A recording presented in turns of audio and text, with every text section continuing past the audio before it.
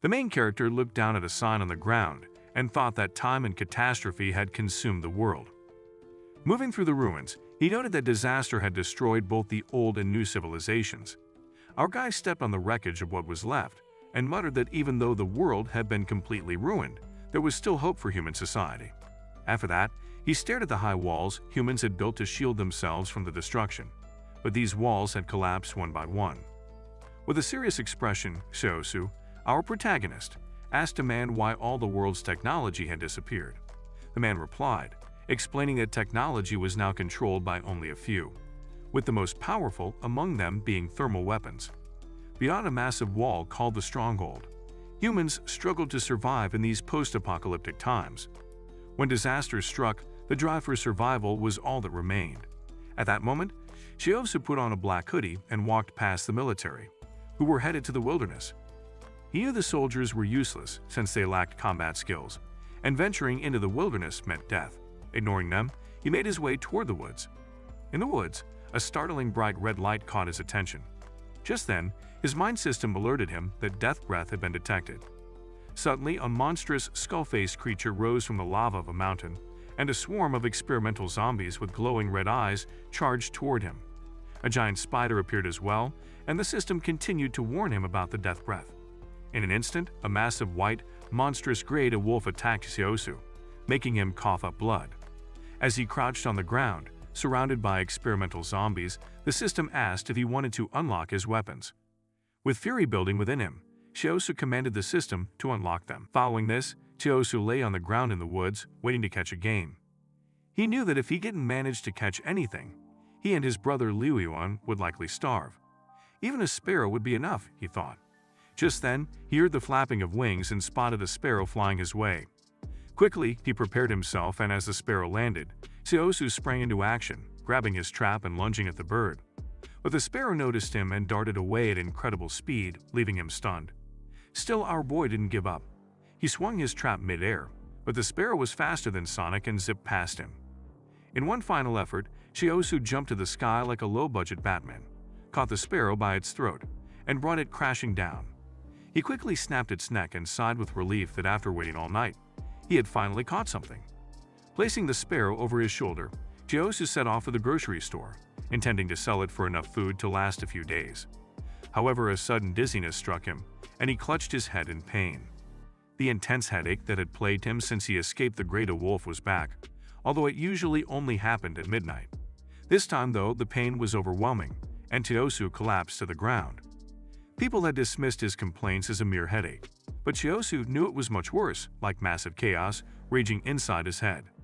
However, this time felt different. His mind was sharper than ever. Suddenly, a bright light appeared, and Seosu squinted before losing consciousness.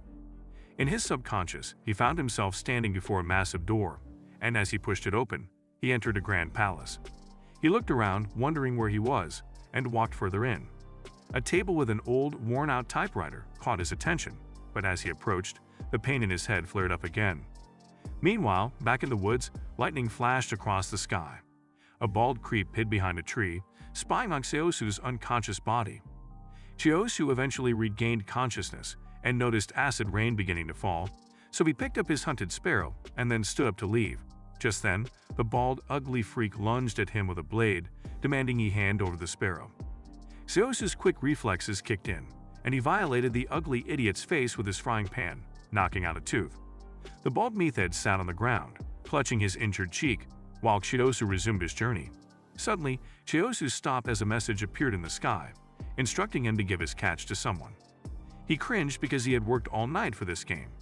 But turning to the bald man, he walked back.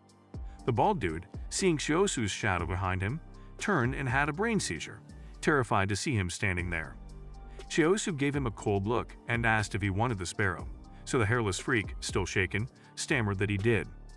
Seosu then handed over the sparrow, and the man's face lit up like a child seeing gifts under a Christmas tree. A system message then informed Seosu that he had completed a mission. Back in his mind palace, a piece of paper appeared and flew to the typewriter on the table, shoving down that Seosu had been awarded the basic skill duplication scroll, making it possible to learn another person's skill. At that moment, the bald man grabbed Seosu's clothing, thanking him for his kindness.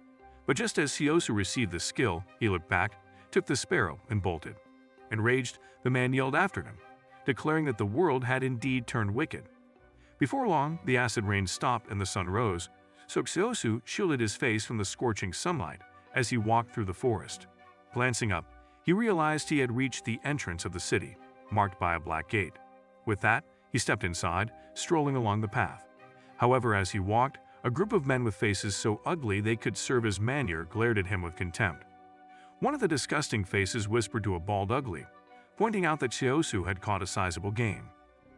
Siosu noticed their hostile stares and tightened his grip on his sword's hilt, ready to strike if any dared make a move.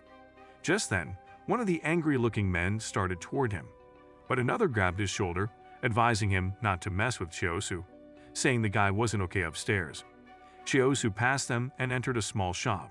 Once inside, he slammed the sparrow onto the counter, demanding its worth.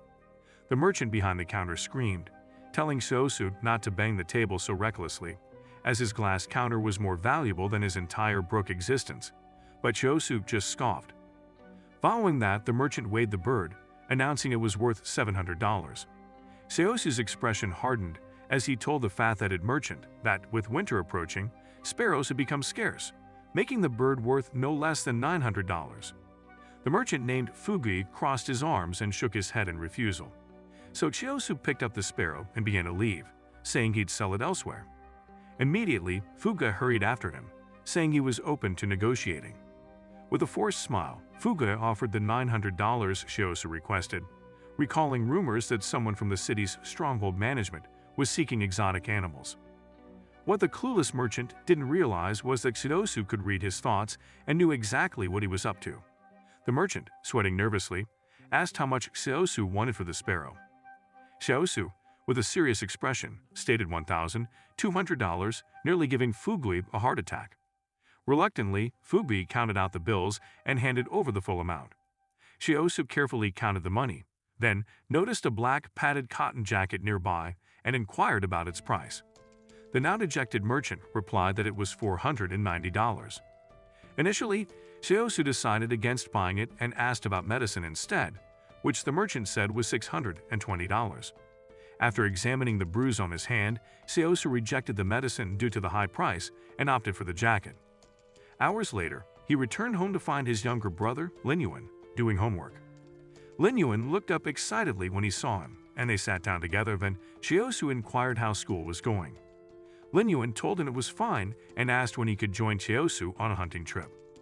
Siosu explained that hunting wasn't for kids, it was dangerous, and all he wanted was for Linyuan to focus on learning physical chemistry in school, as knowledge was more valuable in their post-apocalyptic world.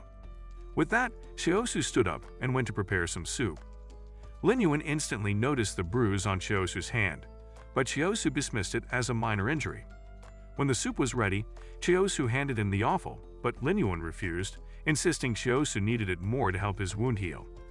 Siosu assured him he wasn't very hungry, but Linyuan burst into tears, saying he'd heard someone in town had died from an infected wound just 2 days prior. Seeing him cry, Siosu set down the offal and sternly told him never to cry, reminding him that the world was too cruel to believe in tears. He warned him that not eating properly would make him skinny, and in such a cruel world, weak people could be attacked and even stabbed.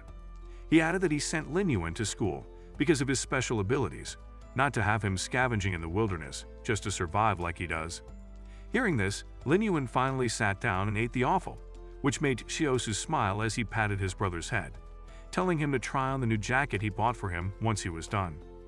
Linyuan asked if Siosu had bought a jacket for himself, but Siosu just smiled, saying not to worry about him. After dinner, Siosu lay on his straw bed, reflecting on the day and wondering about the mysterious palace in his mind. He closed his eyes, and once again he found himself in his subconscious. White smoke and dark matter filled his vision, and he realized the palace had reappeared. He walked through it, studying the space. Touching the walls, he found his hand passed right through, as if it were all an illusion. He opened the palace door and stepped inside, finding the table with the typewriter at the center. As he approached, he noticed a sheet of paper on the table. It was a record of the quest he'd completed earlier that day. Examining the typewriter, he saw the words fair, positive, honest, real, friendly, and kind inscribed on the keys. He wondered if these words were telling him he had to be a good person in a world where everyone acted like devils. He muttered to himself that there was no way to be good in a world so void of morality. While this was ongoing, a hot girl with nice curves approached Seosu's hut. She opened the curtain, only to be greeted by a sharp dagger at her throat, held by Lin Yuan. The baddie was startled, fear flashing across her face, but that moment Lin Yuan recognized her as Xiao Yu and lowered his dagger. Xiao Yu asked why he was still awake, but Lin Yuan only gave her a cold stare, not bothering to respond. She then asked about Seosu, having heard he was injured. Moving into the hut, Lin Yuan replied that Seosu's hand had been pecked by a sparrow. Hearing this, Xiao Yu's face filled with concern as she glanced over at Seosu, who pretended to be fast asleep. Lin Yuan told her there was no need for her to bother so much about them, but Xiao Yu snapped back, saying his growth wasn't the only thing stunted. His mental faculty was, too, because she considered both of them her brothers. An awkward silence fell, so Xiao Yu decided to leave, asking Lin Yuan to let Seosu know she'd stopped by. As soon as she left, Lin Yuan moved back to his sleeping area, still gripping his dagger.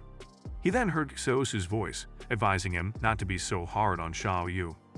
Lin Yuan replied that she wasn't a decent lady, having caught her smoking grass days earlier and accused her of hanging around Seosu only because he was a successful hunter.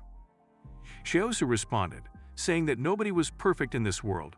Everyone was simply surviving and suggested that he ease up on her. The two stepped outside, gazing up at the moon.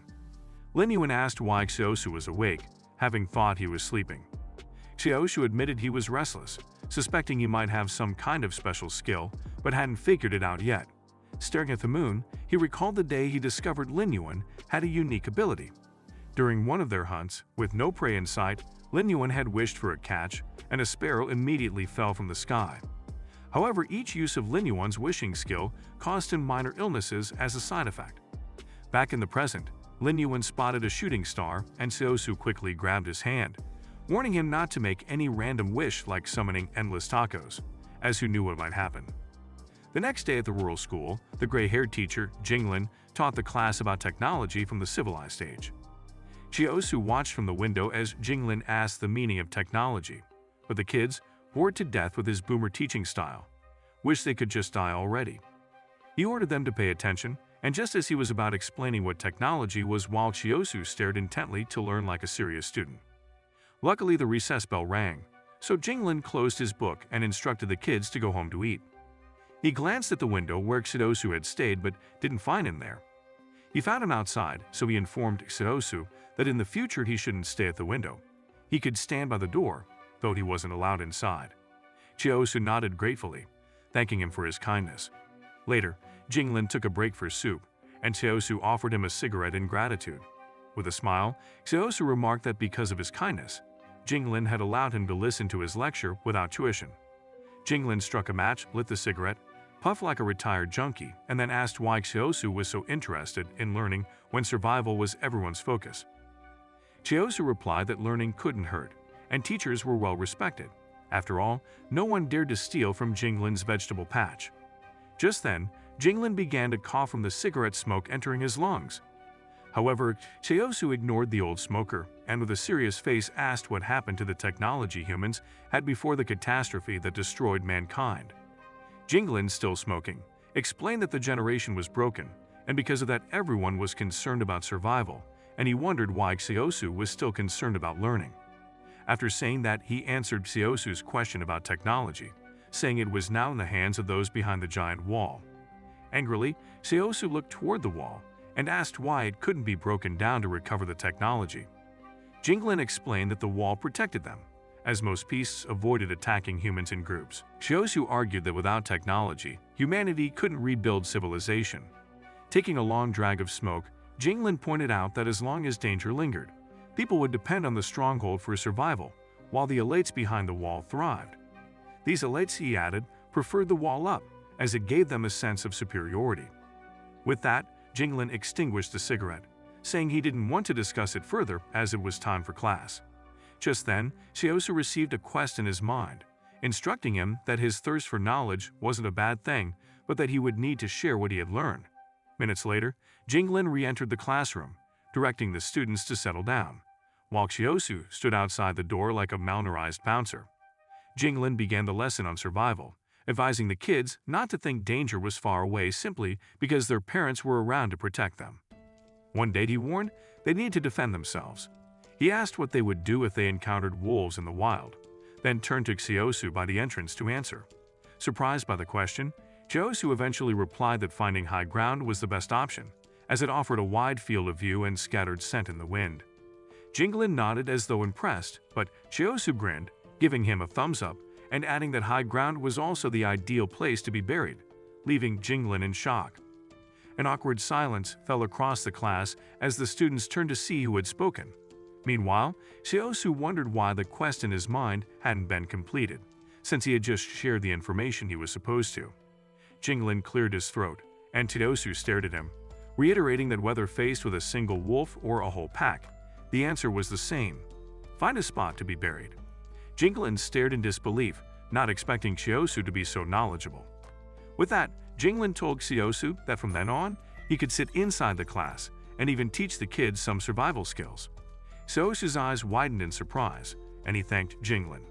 Just then, a system window popped up, notifying Xiaosu that he had completed the quest and earned an additional point of strength. That moment, his body transformed, his muscles bulged slightly, and he felt a surge of new power. He finally realized the palace in his mind wasn't just a fantasy.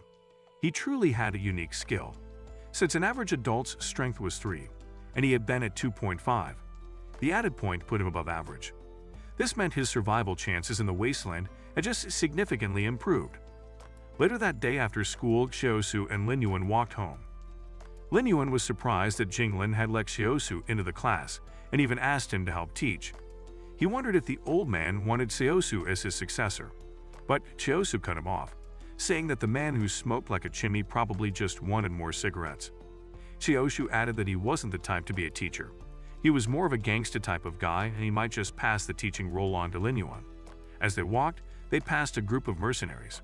One complained that all he wanted was a day off and hated being sent to the wilderness. Another suggested they should ask Fu Gui, the merchant from earlier, if he knew someone who could guide them. Xiaosu recognized them as mercenaries from the giant wall, who were clueless about real combat and likely walking into a suicide mission in the wild. Just then, a girl in a hoodie passed him, giving off a wild animal vibe. Lin Yuan nudged him, asking if Fu Gui might recommend Xiaosu to the mercenaries as a guide, since he knew the wilderness better than anyone. Xiaosu replied that he wouldn't venture into dangerous areas and advised Lin Yuan to avoid them too. Soon after, they arrived home, and Lin Yuan asked if Xiaosu's hand had healed.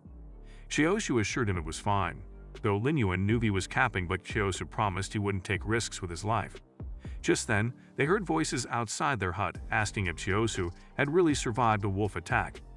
They both turned toward the door, with Xiaosu instructing Lin Yuan to stay inside and keep quiet. Xiaosu then moved towards the door, peeking outside to see who the people were. Meanwhile, just outside the hut, Fu Gui revealed to the commander that the person they were about to meet had a lot of screws loose in his head. Inside the tent, Xiaosu watched them and was infuriated by the fact that Fu Gui really did bring the mercenaries to his home like Lin Yuan had predicted. Outside the hut, Fu Gui called out to Xiaosu to come out. Lin Yuan began to panic, but Xiaosu instructed him to chill inside the hut while he headed out to answer. After that, Xiaosu swung the curtains wide open and stepped outside. In the blink of an eye, he rushed at Fu Gui like a madman, loudly congratulating him on the safe arrival of the father and child, and announcing that the baby weighed 3 kilograms. Fu Gui and the mercenaries were completely baffled. One mercenary looked at Fu Gui, demanding to know what Xiaosu was talking about. Frustrated, he yelled that Fu Gui had brought them to a lunatic as a guide. The mercenary leader grabbed Fu Gui by the collar, asking why he deceived them by bringing in a demented Krakus. Following that, the squad turned to leave while Fu Gui tried to explain, saying he hadn't realized Xiaosu's madness had leveled up. The commander then yelled that Fu Gui had until dawn to find them a suitable guide. As they walked away, the girl in the hoodie paused, glanced at Xiaosu, and then continued on her way. Xiaosu, on the other hand, watched her with curiosity. Just then, a system notification appeared, informing him that he had randomly copied one of her skills. He stared at the manuscript on the screen, which asked if he wanted to learn the skill, and stood in stunned silence. At that moment, Xiaosu's system began to upload a wealth of knowledge about firearms, surprising him since he'd never believed it possible to copy other skills. Amidst a bright light, the system notified him that he had successfully mastered advanced firearms proficiency. It also informed him that he possessed the ability to replicate other people's superpowers. Intrigued, Seosu decided to check the skill level of the hoodie-wearing girl and found out she was a perfect shot. This revelation shocked him as he wondered what a master-level sharpshooter was doing in the company of mercenaries. Just then, he felt a sharp pain at the back of his head and turned to see Liuan tugging at his garment. Liuan demanded to know why he was staring at the hoodie girl's kiat as she walked away.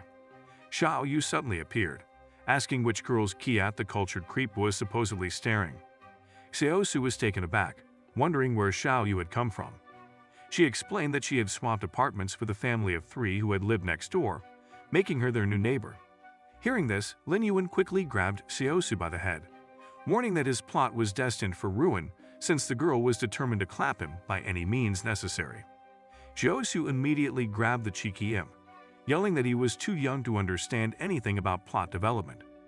He then waved at Xiao Yu and pushed Lin Yuan toward the hut, telling him to stop trying to set him up with her. Just then, Lin Yuan's eyes widened in surprise as he pointed to 2 potatoes and a pill hidden under the chair. Seosu picked up the pill and realized it was an anti-inflammatory medication for his injured hand, instantly recalling that someone had secretly supplied him with pills the previous year when he was attacked by wolves. He'd been searching for the Good Samaritan ever since, suspecting it might be the same person. Lin Yuan speculated that it could be Xiao Yu, as she was the only one apart from them who knew about his injuries. Meanwhile, outside the hut, a hand holding a cigarette grabbed Xiao Yu, and a voice told her he'd been looking everywhere to give her cigarette. Xiao Yu screamed, protesting that she was no longer a bad chick. Hearing her scream, Seosu instantly seized his sword. Outside, the warthog-faced man tore at Xiao Yu's clothes, exposing part of her melons as she screamed for him to leave her alone. Without hesitation, Seosu burst from the hut at full speed, and a system notification appeared with a new quest to help her. With a menacing grin, he gripped his sword hilt and charged at the man. The scoundrel, seeing Seosu rushing toward him, was momentarily stunned but then smirked when he realized the little guy was wielding only a bone knife. He instantly unleashed his giant machete, but before he could strike, Seosu's blade clashed with his, shattering both weapons in one blow. Stunned, the worthless bum watched as the handle of his weapon slipped from his grasp. Seosu wasted no second. He seized the man's arm, summoned his strength, and delivered a powerful punch to the idiot's jaw that would make Saitama proud. He then slammed the thug's head to the ground, pinning him as the man lay dazed, baffled at how someone so young could be so strong. Turning to Xiao Yu, Seosu asked who the guy was. She explained he was a local coal miner and the leader of a gang who had stabbed someone to death the night before. Seosu glared at the man in disgust, picked up a shard of his broken blade, and moved in for a final blow. Just then, the system alerted him to a quest instructing him to spare his enemy, delivering a surprising twist. So instead, he slashed the thug's ribs, warning him that he had 3 minutes to reach the town clinic and get stitched up if he wanted a chance at survival. The dude's face bloodied, struggled to his feet, clutching his injured side as he fled, leaving a trail of blood behind. With that, the system notified Seosu that the quest was complete. However, Lin Yuan warned that it might be a mistake to let the guy go, as he could come back for revenge, but Seosu assured him that the clinic was a shitty one, that they'd never stitch him up in time.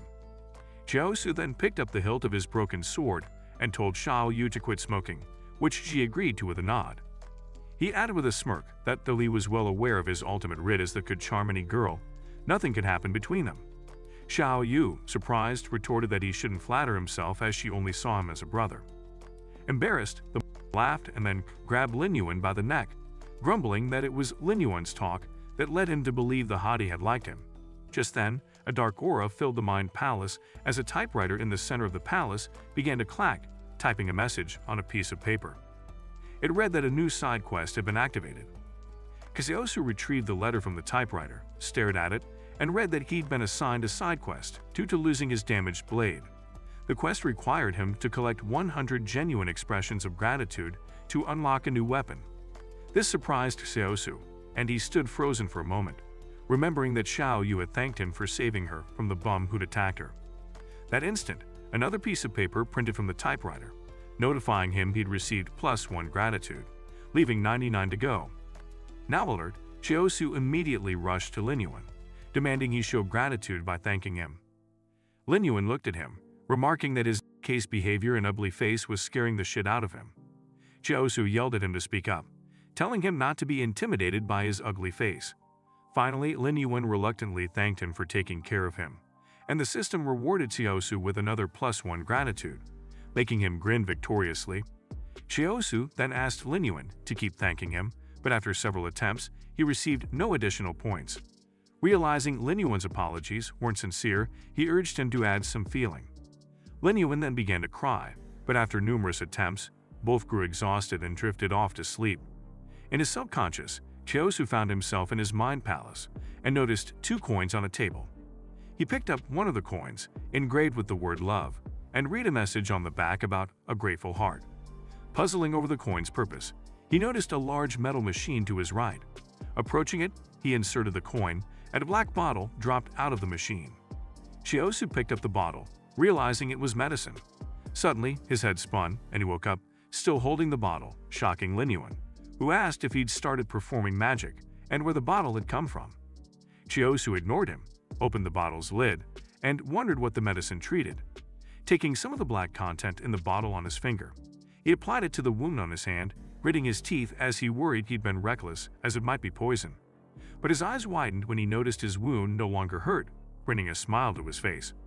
The following morning, Chiyosu arrived at school with Lin Yuan and met Jinglin. Jinglin mentioned it was his first day as his substitute teacher and asked if he prepared his lecture, to which Chiyosu casually replied, asking him not to worry. Stepping in front of the class, Chiyosu knew this was the perfect chance to gather gratitude points. His eyes sparkled as he thought of a level 500 IQ idea. He told the kids that teachers went through a lot. While students sat, teachers had to stand all day, and for that, they should show gratitude. He ordered the class to stand and say thank you, which they did, but no gratitude points appeared, and Chiyosu knew none of the little were sincere. Accepting his fate, he proceeded with the day's lesson. A few hours later, Chiyosu continued his lecture on basic wilderness survival skills, which left the kids yawning with boredom. One student gritted his teeth, irritated at how the teacher was talking on and on like a drunken parrot. Finally, another student raised his hand as if he had an important question. When called on, he told Chiyosu it was getting late and they needed to go home. Chiyosu stared in disbelief before dismissing the class. In the blink of an eye, the kids bolted from the classroom, thanking him for his efforts. At that moment, in his subconscious, the coins on the table began to levitate, and Chiyosu realized, with a wide smile, that hard work truly paid off. This time, the kids were genuinely grateful. That evening, as Chiyosu and Lin Yuan walked home from school, Lin Yuan asked Chiyosu to stop teaching so late. Chiyosu replied, saying he had devoted his life to education, meaning he'd have to teach a little longer than a typical teacher. Hearing this, Lin Yuan clenched his teeth in frustration, accusing him of destroying the minds of the future leaders. Chiyosu teasingly grabbed his head as usual, but Lin Yuan quickly pointed at a group of mercenaries ahead of them. The commander of the mercenaries grinned with satisfaction, having just been introduced to his new guide, an older man named Liu. At the same time, Fugui approached the boys, calling Chiyosu an ungrateful bastard for rejecting the wonderful job of a guide that he'd originally offered him. Chiyosu looked at him with indifference, calmly replying that the job was far from wonderful. Fugui countered, explaining that there were both poor and rich in the stronghold, and only a select few were allowed to come and go freely.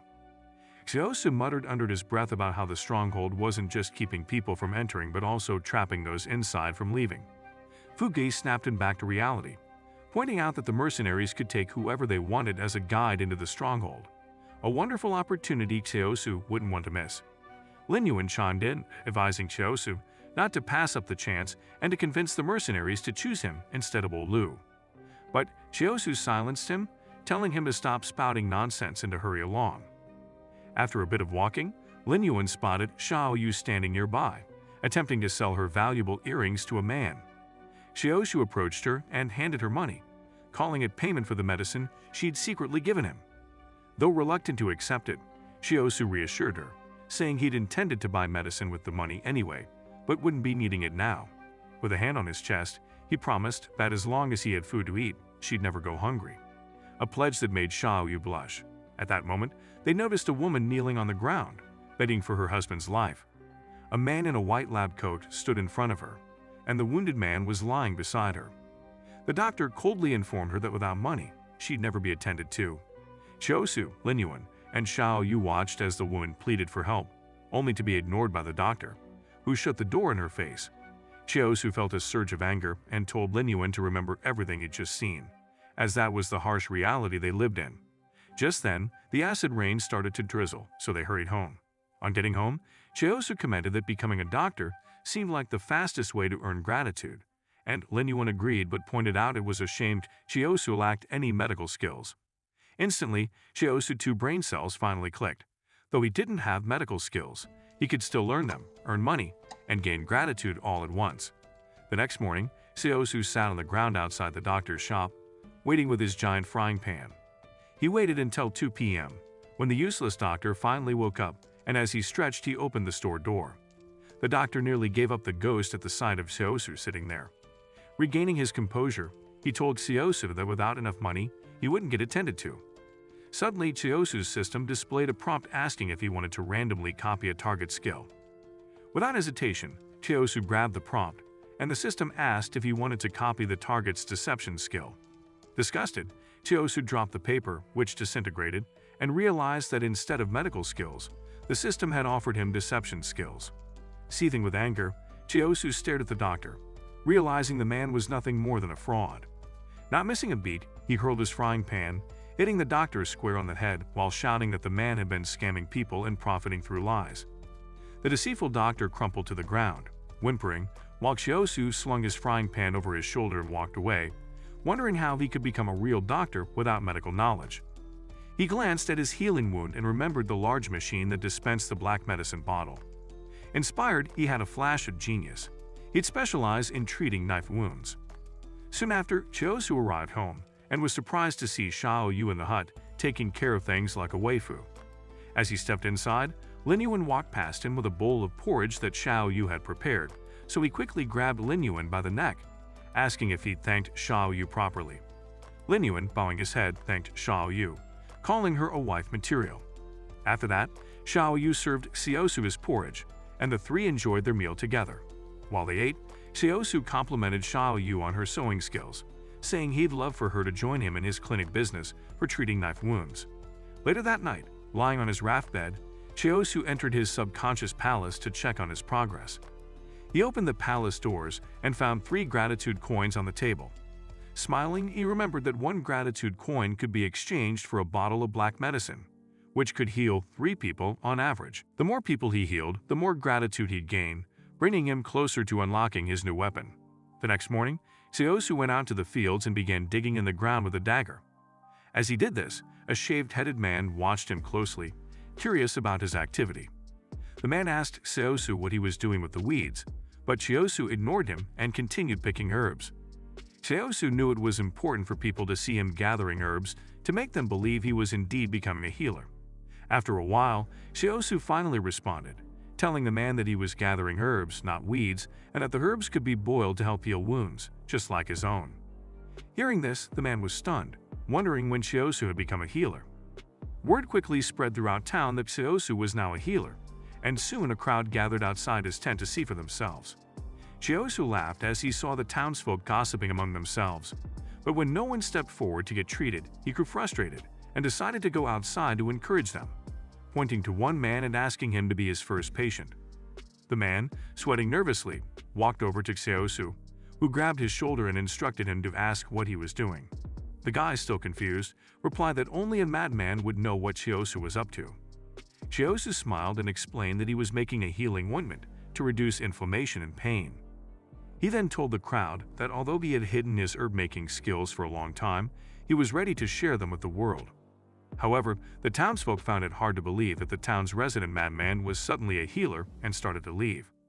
Not wanting to lose their interest, Chiosu noticed a small knife cut on the arm of the man beside him. He quickly grabbed the man's arm, announcing he had the perfect medicine to heal it. The man resisted, but Chiosu pinned him down and forcibly applied the black medicine to his wound for the sake of publicity, ignoring the man's screams for help. After that, he let the man go, entered back to the hut to find Lin Yuan sitting, who teased him, saying he never thought he'd see the day Chiosu healed someone for free. Chiyosu shot him a glare and explained that some sacrifices were necessary to achieve his greater goals. The following day, Chiyosu stepped outside and found Fugi waiting for him. He told Fuga that he hadn't caught any sparrows to sell, but Fuga laughed, asking if he'd healed Ironhead's injury the day before. Fugu then asked Chiyosu to hand over any leftover medicine so he could sell it on his behalf, but Chiyosu declined. Persistently, Fugu then offered to buy the medicine directly, pointing out that Chiyosu's wound was healed and that he wouldn't need it anymore. Fugu added that Ironhead had accidentally ingested the medicine, turning him into Clap Master 3000, keeping his wife up all night with some intense workout session. Curious, Fugu asked where Chiyosu had found such a remarkable medicine. Chiyosu cryptically replied that it was a gift from his ancestors. After much negotiation, Chiyosu finally agreed to sell the medicine to Fugu for $600. Fugu happily handed him the money, thanking him profusely. Chiyosu then received a system notification, rewarding him with +1 gratitude while Fugu walked away, grinning like a kid with a candy bar. Soon afterwards, Fugu presented the black medicine to a man in a black suit. In the following weeks, Chiyosu officially launched his wound healing business, proudly setting up a banner in front of his house and standing back with his hands on his hips, admiring his work. Just then, he noticed 3 wounded losers limping past his shop on their way to the town clinic. His eyes sparkled with excitement at the sight of potential customers, and his mind system prompted him with a side mission to treat these 3. Wasting no time, he rushed over, seized them, and dragged them back to his shop like. One of the men, with the face of Chucky, screamed, asking what the hell was wrong with him. Chiyosu turned and told him the clinic doctor was a fraud, and he was actually saving their worthless lives. Right then, Xiaoyu opened the curtain, so Chiyosu asked her to tend to the injured men. Seeing them sprawled out on the floor badly wounded, Xiaoyu wondered if the men had been involved in a fight with Thanos.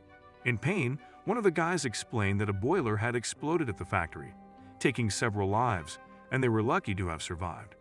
A bit later, they managed to get the men inside and Chiyosu instructed Xiaoyu to disinfect a needle for stitching them up. She agreed, heated the needle over a flame, and began stitching one man's leg. As soon as the hot needle touched his skin, the dude screamed like he was undergoing castration, cursing Xiaoyu for not waiting until it had cooled before using it on his delicate skin. Chiyosu quickly apologized on her behalf, explaining it was her first day on the job. After that, Chiyosu brought out the black medicine, smiling slyly as he informed them he'd be charging $600 each for the treatment. Grabbing one man by the collar, he remarked that $600 was nothing since he earned $2,000 a month at the factory. Chiyosu then started applying the black medicine to the stitched wounds, but one of the men, unable to endure the treatment, sprang up and bolted out the door. The second man tried to follow, but Chiyosu grabbed his shoulder, stopping him. Chiyosu then dashed after the escapee, while Xiaoyu, smiling innocently, assured the last man he'd be next in line. After several minutes of running, the man grew exhausted and stopped to catch his breath, only to feel Chiyosu's firm grip on his shoulder. Turning, he found Chiyosu looming over him with a look of deep dissatisfaction. Chiyosu dragged him back to the shop on his shoulder, and his wound was eventually tended to. Hours later, the men lay bandaged up on beds, finally feeling some relief. The system then notified Chiyosu that he'd been awarded a strength and agility point, and he received a new side mission to treat 10 more patients. Later that night, word spread through town that a wolf pack had invaded. Alarmed, Chiyosu and his team took note, while Linyuan anxiously asked if the wolves would come near their neighborhood. Chiyosu reassured him that the wolves would likely head toward the factory, drawn by the scent of blood from the boiler explosion. With a determined look, he added that the wolves wouldn't dare come near their settlement, because they were close to the stronghold. Just then, they heard a voice outside ordering everyone to gather, as an enemy was approaching. Chiyosu quickly extinguished the candle and peeked out the window. Linyuan noticed Chiyosu's concerned expression and asked what was on his mind. Chiyosu admitted he was worried, wondering if the stronghold might someday collapse. Xiaoyu overheard and asked if that was really possible. Chiyosu simply replied that nothing lasts forever. At that moment, the giant gate of the stronghold swung open, and armed mercenaries poured out to defend the town against the wolves. Watching the soldiers, Chiyosu recognized the guns they wielded and knew how to operate them, thanks to a skill mastery scroll he had acquired earlier. He then told Linyuan to stay at Xiaoyu's place for the night, promising to return soon. As he headed out, Linyuan called after him, asking where he was going. In another scene, the scan of a doctor was squatting with his pants down, relieving himself when he noticed Seosu sprinting at an incredible speed. Curious, he leaned forward to get a better look, and once he confirmed it was Seosu, he wondered where he could be rushing off to at that time of night. Meanwhile, Seosu raced toward the burning factory, suspecting that even the armed factory managers had likely been overrun by wolves.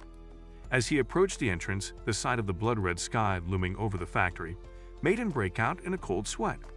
Inside, the mercenaries faced a pack of SSS-rank ferocious wolves.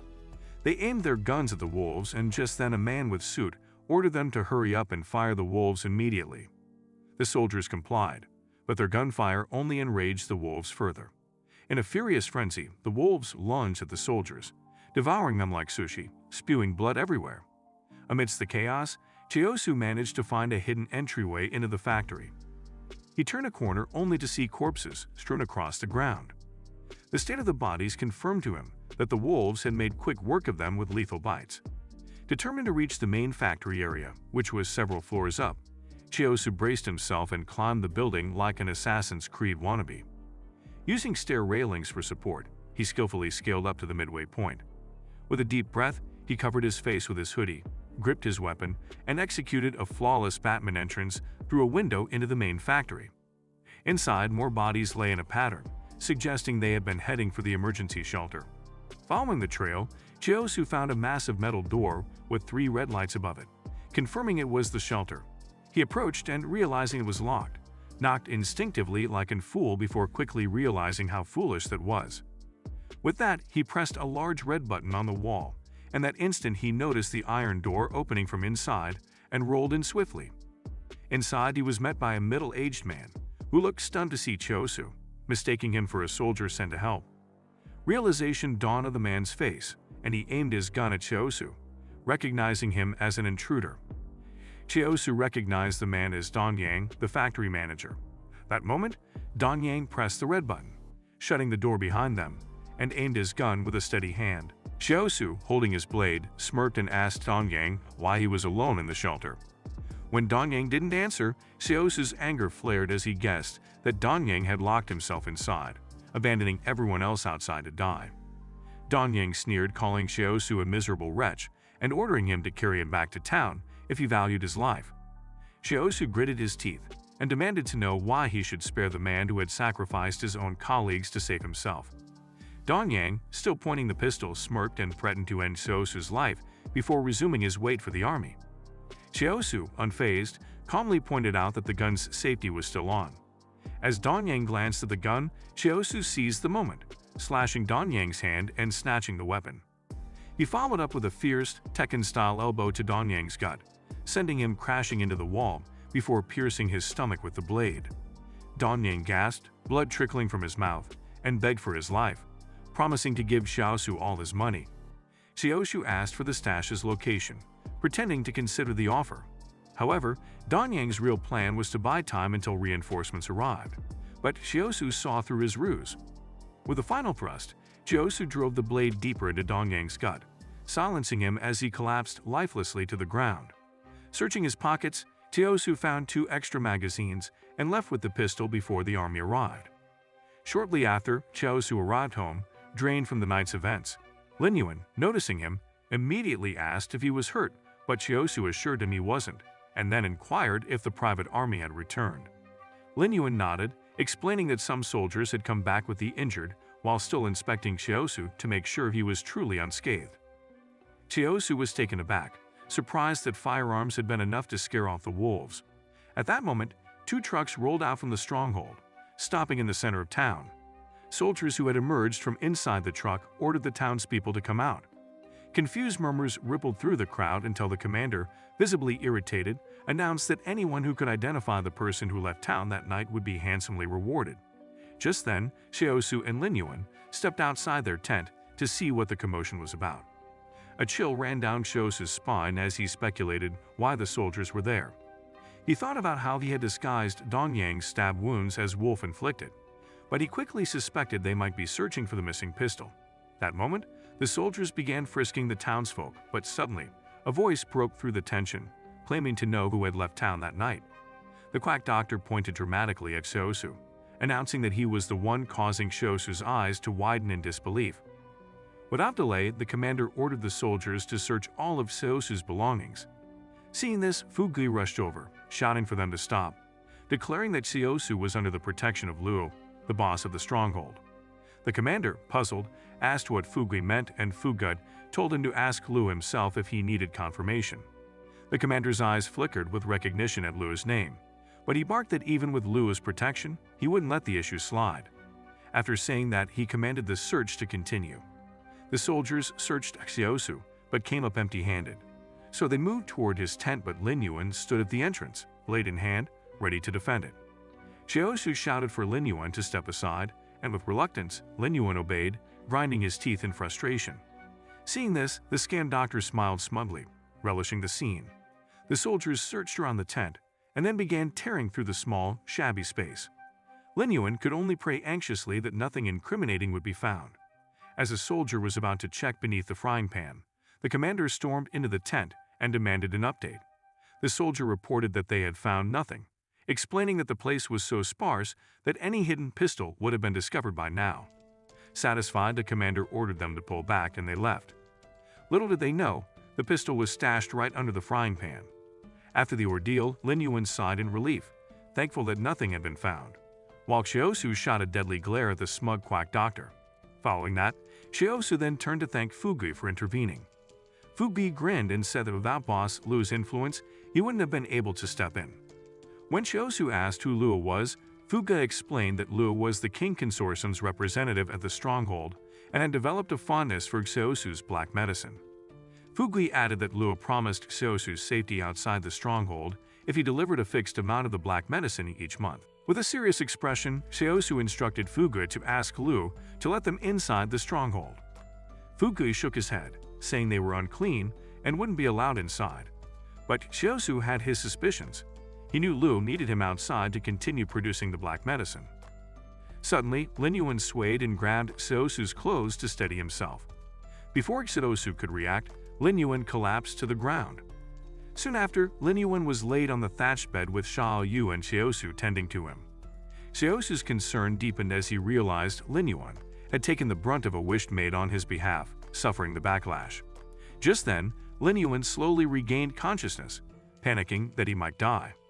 However, Xiao Yu gently wrung out a cloth soaked in cool water and placed it on his forehead to reduce his fever. Seeing this, Lin Yuan thanked Xiao Yu for her care, admitting his regret for treating her poorly in the past. Xiao Yu simply smiled and told him not to apologize, teasing that he was just acting like a typical foolish Gen Z. Watching how attentively Xiao Yu cared for his brother, Xiaosu silently vowed to give her all the comfort he could. The next morning, Xiaosu stepped out of the tent and was startled when someone called his name. Fu Gui approached, congratulating him on becoming the town's only doctor, since the fraudulent doctor had fled in fear. He added that the stronghold administrators had gifted Xiaosu the brick house that belonged to Dr. Swindler and said he could move in immediately. Fu Gui then handed Xiaosu a gift box, telling him it contained a supplement. Opening the box, Xiaosu found a bird's nest and recalled Qinglin, once telling him it was made from swallow saliva. However, he accepted it with a mix of curiosity. Switching to business, Fu Gui told Xiaosu he needed another supply of the black medicine. Xiaosu, taken aback, calmly told him he just bought one recently and assumed the old man must be the chief clap officer to need one again so soon. Embarrassed, Fu Gui covered his sausage region, explaining that the medicine wasn't for him, but for the people in the stronghold. Xiaosu then agreed to sell the black medicine for $1,200, which Fu Gui quickly paid. The system then notified Xiaosu that he had received a gratitude point, making him question just how sincere Fu Gui's thanks usually were. Before leaving, Fu Gui reminded Xiaosu to move into the brick house before someone else claimed it.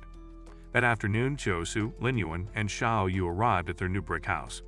As they stepped inside, the system asked if Xiaosu would like to resume his unfinished mission of healing 10 patients. With determination, Xiaosu told the system to continue.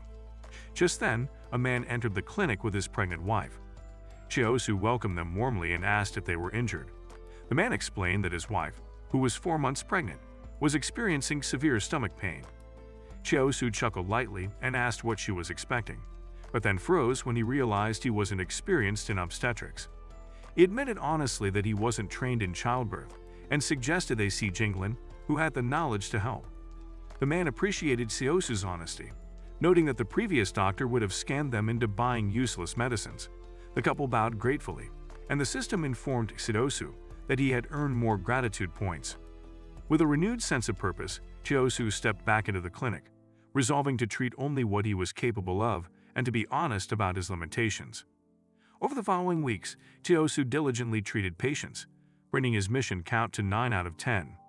After stitching up another patient, he bowed graciously, thanking them and hoping for their return. His gratitude points surged, and he finally completed the mission, earning 1 strength point. His next challenge, however, was to heal 20 patients. Curious about his progress, Seosu checked his current stats and entered the shadowy palace within his mind, discovering he had accumulated 5.5 strength points and 4.1 agility points. Later that day, an ugly weirdo entered the clinic, insisting his problem be kept secret. Seosu, raising an eyebrow, asked if it was a rod issue, but the man, now sweating, nervously denied it and told him to stop speaking nonsense. Locking the door, the man prepared to demonstrate his ailment while Seosu watched with a mix of curiosity and apprehension. The man took a deep breath, inhaling a large volume of air, and released it in Seosu's direction. To Seosu's shock, the exhaled air condensed into a glowing transparent sphere that burst with a dazzling mystical energy. The blast sent Seosu staggering backwards and launched Lin Yuan clear across the room. As the energy dissipated, Seosu stared at the man, stunned, telling him he was not sick, but had a supernatural ability. Elated, the man grinned and asked if this meant he could join the Avengers. Seosu nodded with a smirk, and the man bowed deeply in gratitude. Just then, the system promptly awarded Seosu an additional gratitude point. That night, as Seosu lay in bed, he mulled over the encounter with the strange patient and wondered if the town was undergoing some kind of transformation. The wasteland felt more perilous than ever, and Seosu realized he had also developed the Mind Palace ability. Suddenly, he heard a noise outside the clinic. 3 masked burglars, looking like low-budget mafias, had scaled the fence and landed in the clinic's yard. As they landed, they were met by a towering shadow. Seosu, with glowing red eyes that cut through the dark, sent shivers down their spines. Wasting no time, Seosu lunged at one of them, delivering a swift kick straight to his groin and sending the thief crumpling to the ground in agony, clutching himself. The downed man barked at his comrades to attack. The remaining 2 advanced with their fists raised, but Seosu stood unmoved. Under the silver light of the moon, he dispatched them effortlessly, leaving them groveling and begging for mercy. Seosu demanded to know who sent them, his voice low and threatening. Before they could answer, a loud banging at the clinic door interrupted the scene. Soldiers from the stronghold called out, demanding Seosu open up immediately. Seosu's mind raced if it were late-night patients in need of urgent care knocking his door. Seosu then opened the door to find the army commander standing there, who had announced that they were there to conduct a search of the house. The commander instructed the soldiers to proceed, and they moved inside, only to discover the 3 soldiers they had secretly sent now tied up. Staring at Seosu in disbelief at his ability to subdue them, the commander was met with Seosu's indifferent glance as he turned his head away. The commander then introduced himself as Wang Kongyang. Seosu responded with a slight smile, speculating whether Kongyang was related to Dongyang, the factory manager he had murdered. After a thorough search of the house, the soldiers came up empty-handed regarding any firearms. Kongyang assured Seosu that he wouldn't rest until the thief responsible for the missing pistol was apprehended. As he was leaving, Kongyang remarked that Seosu would have thrived if he had been born within the stronghold, and invited him to join his unit, implying it would be a better use of his skills than remaining outside. With the army's departure, Seosu felt relieved that he had hidden the guns in the mountains during his herb-gathering trip a few days prior, saving himself from being caught unprepared. The next morning, voices outside woke Seosu, announcing the return of the scouting band. He and Lin Yuan stepped outside to witness the soldiers return from the mountains. The townspeople were taken aback by the soldiers' disheveled and defeated appearance, guessing that they had not even reached the foot of the mountains and had perhaps only faced the wolves along the road. However, Seosu suspected the soldiers encountered something far more menacing than the wolf pack that had appeared shortly after their departure. His eyes caught sight of the hooded girl, who, despite everything, still looked snatched. He reasoned she must be the strongest among them to have survived unscathed. The soldiers, accompanied by a white-haired girl, approached Fu Gai, and angrily accused him of giving them an incompetent old fool as a guide who misled them with poor directions. Stunned, Fugui asked where the guide was now, to which the white-haired girl responded that his body had been found near the river, savaged by a fierce river beast. Fugui mentioned he had previously suggested Xiaosu as the best guide, but now Xiaosu was committed to working with Boss Lu.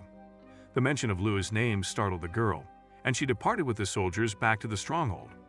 Fugui shot a glance at Xiaosu before running up to him, demanding he thanked him for driving the soldiers away, and stated he had only recommended him as a guide with good intentions. Xiaosu retorted that if Fugui wanted to guide the soldiers, all he needed was a hand-drawn map of the route, so he could get into the stronghold himself. Fugui admitted he couldn't leave his son behind, to which Xiaosu replied that he had Lin Yuan and Xiao Yu, he wouldn't abandon either. Their argument escalated into loud bickering, with Lin Yuan stuck in the middle, confused about their heated exchange. Their squabble was interrupted when they suddenly noticed two masked soldiers escorting the man with the unusual salva-based powers away. Xiaosu watched the scene unfold, his mind racing with the possibility that the stronghold had finally discovered the man's mysterious abilities. The townspeople were outraged that the soldiers were taking one of their own, but the soldiers threatened them with their guns. Fugui joined in, shouting that even though the guy had the ugliest face ever, he shouldn't be arrested for that. One of the soldiers quickly showed Fugui that his pistol wasn't a toy but the real deal. Scared, Fugui backed off, while Xiaosu continued to wonder why the soldiers were arresting the man named Bao Zhen, suspecting it might be due to his supernatural abilities. As the soldier left with Bao Zhen, Fugui told Xiaosu that Bao Zhen was doomed, and Xiaosu asked why he thought so. Fugui explained that the night before, Bao Zhen had shown off his supernatural powers to his friends, who then snitched to the stronghold. The stronghold had been on the lookout for anyone with supernatural abilities who could pose a threat. He added that the stronghold had established a mental hospital where they locked up people with powers to study them. Fugui then warned Xiaosu that if he or his brother ever discovered they had any supernatural abilities, they should keep it a secret from everyone. In another part of town, Bao Zhen's parents attacked the traitors who had ratted him out. Bao Zhen's father, covered in blood and wielding an axe, furiously declared that snitches get stitches, but at that moment, one of the traitors stabbed him in the back. Despite the wound, Bao Zhen's father managed to strike down his attacker before both collapsed to the ground. Bao Zhen's mother watched in shock, clutching her husband and, overcome with grief, took her own life by stabbing herself in the neck. The entire town, including Xiaosu and Fugui, witnessed this brutal scene. Xiaosu was furious, thinking that the world had become really twisted as no one cared about anyone anymore. Later that day, Xiaosu met up with Jinglin at school. Still shaken by what he had witnessed, Xiaosu told Jinglin he wanted to teach the students how to fight. Jinglin responded, reminding him that for years he'd been teaching the students to face the natural world, not to view their own kind as enemies. Shortly afterwards, as Xiaosu walked to class, he noticed a group of students harassing Lin Yuan. Watching from a distance, he guessed they'd somehow discovered Lin Yuan's supernatural powers. Meanwhile, a girl, uglier than Dracula, warned Lin Yuan to tell his brother, the teacher, to stop dragging out the lesson like he was Steve Jobs. Lin Yuan, furious, shot back that she should be grateful his brother was teaching them life-saving skills. After the argument, a chubby boy stared at Lin Yuan, who then asked why he was looking at him like he'd just seen a falling star. The kid, wide-eyed, said he'd had a nightmare that his father would bring home a terrible stepmother. Lin Yuan reassured him, saying dreams often mean the opposite. Maybe his father would bring him a stepfather instead. Insert meme.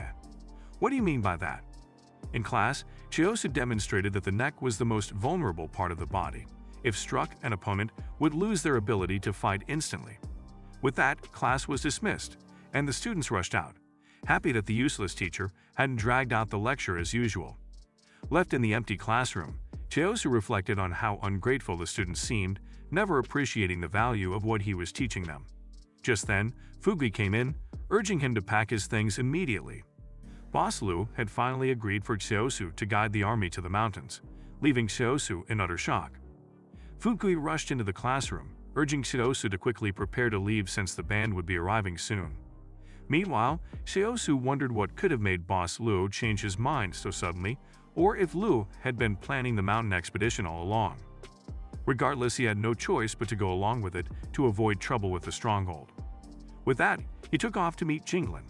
He updated Jinglin on the recent development and how he felt he had no choice, especially after what had happened to Bao Zhen. Jinglin assured him that while he was away, Lin Yuan and Xiao Yu could stay at the school for safety. With that, Xiaosu bowed his head, thanked Jinglin, and then headed out. A few minutes later, he arrived home and told Lin Yuan and Xiao Yu that he'd be leaving for the mountain. Although Lin Yuan begged him not to go, Xiaosu handed Xiao Yu some cash to keep and instructed him to buy cigarettes for Jinglin as payment for letting them stay at the school. He knew Xiao Yu could easily take off with the money, since out here in this wasteland, trust was a luxury, even with family. But Xiao Yu smiled and assured him she'd keep the money safe, so he needn't worry. Just then, a knock sounded on the door, and the mind system activated, giving Xiaosu a new mission: decline the offer to join the journey to the mountain. Surprised, Xiaosu wondered if the journey was dangerous enough for the system to urge him to refuse. He opened the door to find a blue-haired girl, the commander, and another man waiting outside. The white-haired girl informed him it was time to leave, but Xiaosu began muttering gibberish, pretending to be mad. However, Commander Kan Yang told him to cut the act, pointing out that they'd met before, and he knew Xiaosu's mind was sound. Realizing his plan to fake insanity wouldn't work with Kan Yang there, Xiaosu firmly declined to go with them. Instantly, the system popped up, notifying him that he had completed the mission and earned a reward, a basic skill duplication that could learn others' abilities. Kan Yang yelled at him, demanding to know where he got the nerve to refuse, but before he could finish, Xiaosu pushed him aside, announcing that he'd changed his mind and would go after all. However, he set a condition: his account would need to be credited with $30,000. The blue-haired girl initially refused, but after Xiaosu listed over 100 alternative options, she agreed to pay the $30,000. With that settled, Xiaosu added another condition: Kan Yang, with his awful attitude, couldn't come along. Kan Yang protested, but Xiaosu stood his ground, knowing Kan Yang might be a problem since he was still hunting for Dong Yang's murderer. The blue-haired girl exchanged a glance with the hooded girl, who nodded, and she informed Kan Yang he would have to sit this mission out, leaving him stunned. Xiaosu then asked their names, which they reluctantly shared. The long-faced soldier in the back was Junjing. The low-budget Nas was Dong Hang. The blue-haired girl was Xinyu. The black-haired lieutenant was Jianshu. And lastly, the hooded girl was Xiao Jin. With introductions complete, they set off for the mountains while Xiaosu waved goodbye to his potential hot wife and his pencil-sized brother. Seeing Xiaosu leave, Lin Yuan cried, but Xiao Yu comforted him, saying Xiaosu would return safely soon.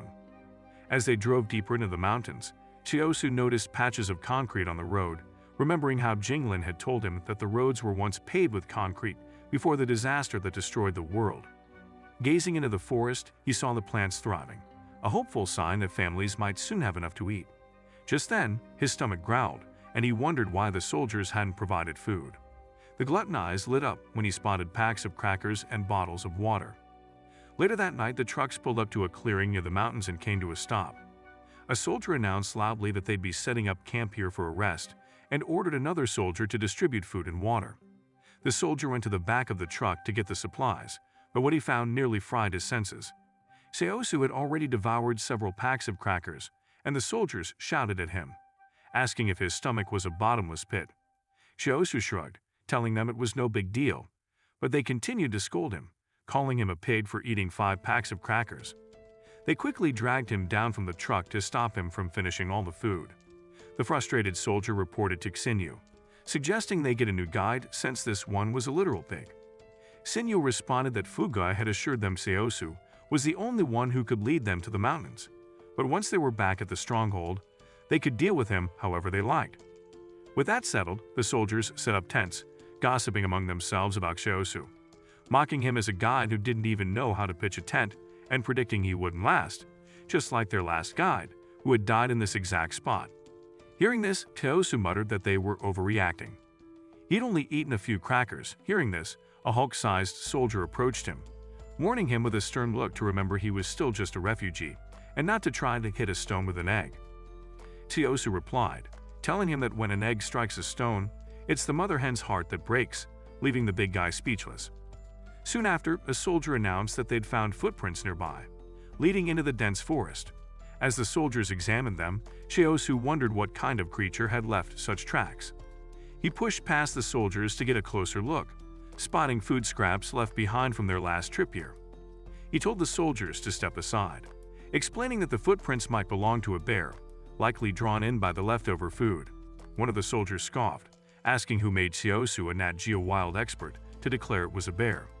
Ignoring the remark, Seosu began walking into the forest, telling the soldiers that if they wouldn't let him eat crackers, he'd go hunt his own food. A soldier yelled at him, warning that their last guide had died in this very spot, so he'd better not throw his life away at his useless life and waste their time. Seosu dismissed his warning as nothing more than a toddler's babbling and charged into the forest anyway, saying he'd take the chance to investigate how the last guide had died.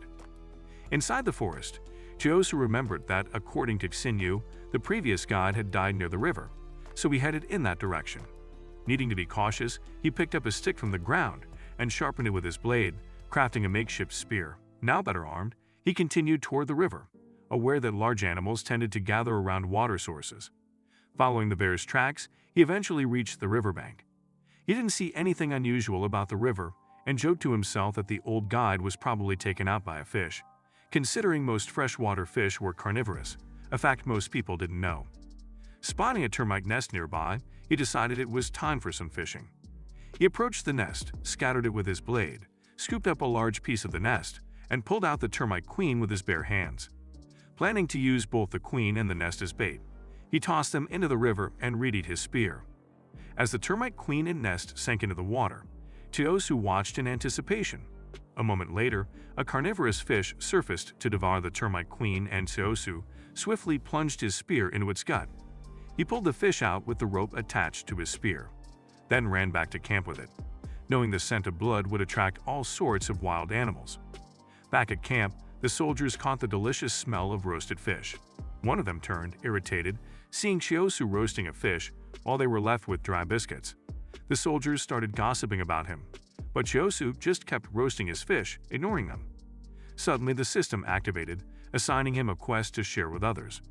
Frustrated, Seosu got up and brought his roasted fish over to the soldiers, who assumed he was offering to share.